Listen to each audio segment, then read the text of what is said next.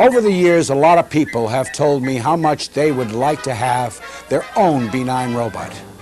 A few folks have tried and found out it wasn't easy at all. Dan Monroe built this B-9, based on the show's first season look. No color in the claws or ears. Lost in Space originally aired on U.S. television for the first time September 15th of 1965, and it was full of wonderful drama and special effects and amazing props and sci-fi stories. But the one thing that always struck me the most about the show in particular was the robot. I loved that robot. It sparked something both in me and my imagination at that time. And I always said to myself, someday I'm going to have a robot. William Shakespeare, 1564, 1616. There's a special providence in the fall of a sparrow. My, you are a many splendid thing. So I thought, well, I'll just build one. I mean, how hard can it be? So at 9 years old, I started building full-size robots. They were bigger than I was, and I was making them out of anything that I could find. I had even made one that was 6 foot something, bigger than I was, completely made out of poster board that you would buy down at the local drugstore. Most of them were pretty bad, pretty horrific. And then everything changed. In the 1980s, my brother Paul wrote a book called The Lost in Space Handbook, the story of America's favorite space family. And it was due to that book that my brother Paul and I used to go around to the different events where the cast of Lost in Space would be holding conventions. And we would meet with them and talk with them, and actually became quite close with most of the members of the cast. Lost in Space was canceled only 3 years after it started, and the cast went on to other things, and the robot went into cold storage. Until one day, one of Hollywood's biggest and most successful producers of all time, Mr. Kevin Burns, received a phone call from Fox basically saying, look, we have this robot, or what's left of it, and we got to clear these stages.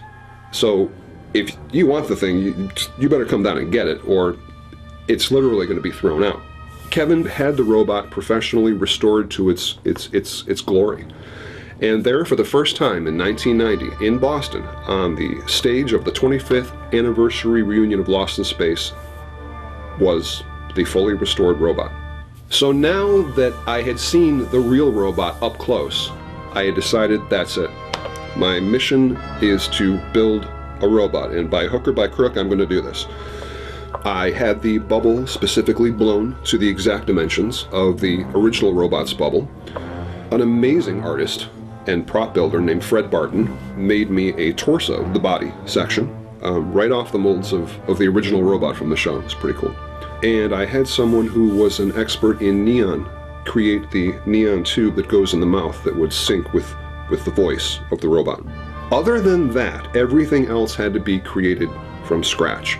And we used fiberglass and wood and ABS plastics, and we literally took the whole thing apart piece by piece, and when it was done, I was really quite proud of it. In fact, my robot has done a lot of things over the last 20 years. He was on display for over a year at the Strong Toy Museum in Rochester. He spent several months at the Discovery Center in Binghamton, New York.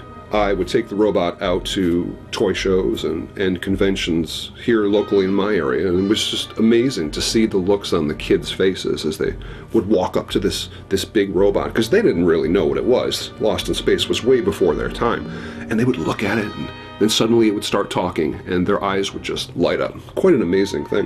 One year for my birthday, I got a wonderful gift in the mail, and it was a little cassette tape from a gentleman named Dick Tufeld, who was the voice of the robot. And he had sent me some lines for my robot and for my answering machine as the robot. I knew you would return to me someday, Will Robinson. My sensors are pleased to see you. You have entered the home of Daniel Monroe, the world's biggest Robinson robot fan.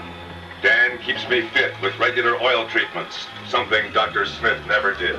Another wonderful piece that I cherish is a message from Bob Kinoshita, who designed not only the Lost in Space robot, but he also designed Robbie the robot for MGM's Forbidden Planet. And he sent me a little special message from him to me. That was really cool. Hello, Dan. You did a beautiful job on that internet tape. Beautiful. I'll be signing this robot especially for you.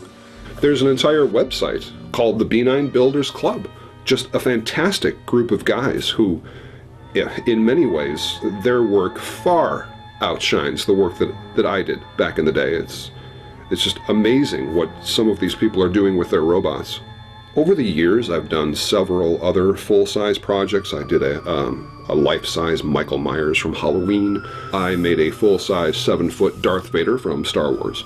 But looking back, I honestly have to say that my favorite memories of prop building was taking that one childhood dream of wanting to have your own robot and seeing it come true, and I would never trade those memories for anything in the world. Sorry, I was just clearing my tapes.